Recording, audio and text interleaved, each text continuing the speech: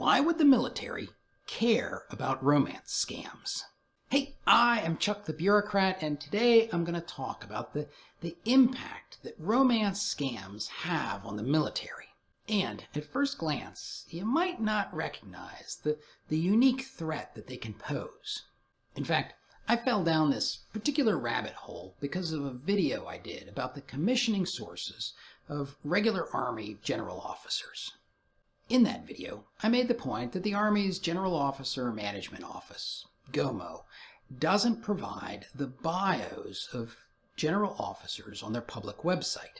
Basically, I was whining because there wasn't a central repository for all this information, and I had to go out to command websites to pull down these bios, which I thought was kind of weird because the Navy, the Air Force, they put the full bios of their flag and general officers on their public site. But someone at GOMO promptly shot me an email explaining at least one reason why they don't provide these bios, and strange as it may seem, it has to do with romance scams. See, in a romance scam, a criminal creates a fake online account in order to gain the trust and the affection of some targeted victim. And then the scammer uses this illusion of a romantic or a close relationship to either manipulate or steal from the victim. I'll go into a bit more detail in a second, but here's the big so what for military service members, particularly as you rise in rank. A criminal operating that fake account wants it to be as credible as possible. And one of the ways to accomplish this is by using the likeness and the biography of a real person, particularly a military person. That's because a military persona can be used by the scammers to justify some of their behavior, particularly their unwillingness to make direct contact. What the criminals will do is claim that this military service member is on some kind of peacekeeping mission. Then they cook up some kind of family scenario that explains why the service member might be looking for an honest woman.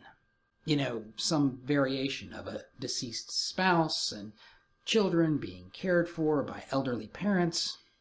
For the scammers, this is a frickin' great backstory. They can claim that they can't talk by phone or webcam for security reasons. They can use affectionate words like my love or my darling almost immediately.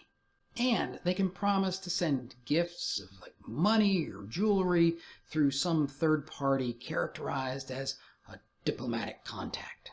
Oh, and with modern AI generative text, it's simple for just about anybody to mimic English in emails. It's a solid con, and the use of military service members' images and biographies, well, it makes the inevitable ask for money that much more plausible. Although, granted, those of you who have some familiarity with the military would see through this in a second.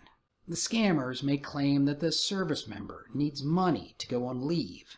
They may claim that the fake service member needs money for, secure communications or medical costs or to pay for an early retirement. They might suggest that there's some kind of intermediary that the targeted victim has to coordinate these payments through, and in fact, this is often where that fake general officer account comes in.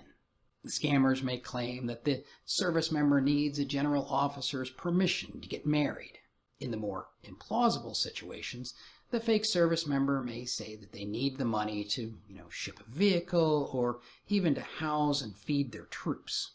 And then there is always the classic, I found a large amount of money and I need your help to get it out of the country. But seriously, so what? To a lot of you, this probably sounds like somebody else's problem, and judging from your profile pictures, most of you are not exactly the next Daniel Blackman.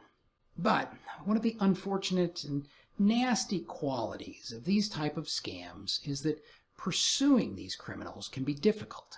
They often operate overseas where the U.S. has limited jurisdiction, and if the targeted victim is also overseas, they may not even be able to report it to U.S. authorities. So, putting a damper on this kind of nonsense kind of falls to the people whose images are being misrepresented. That reporting can either be done through the Federal Trade Commission or the Internet Crime Complaint Center. And then there's a funny role for those of us just trolling the interwebs.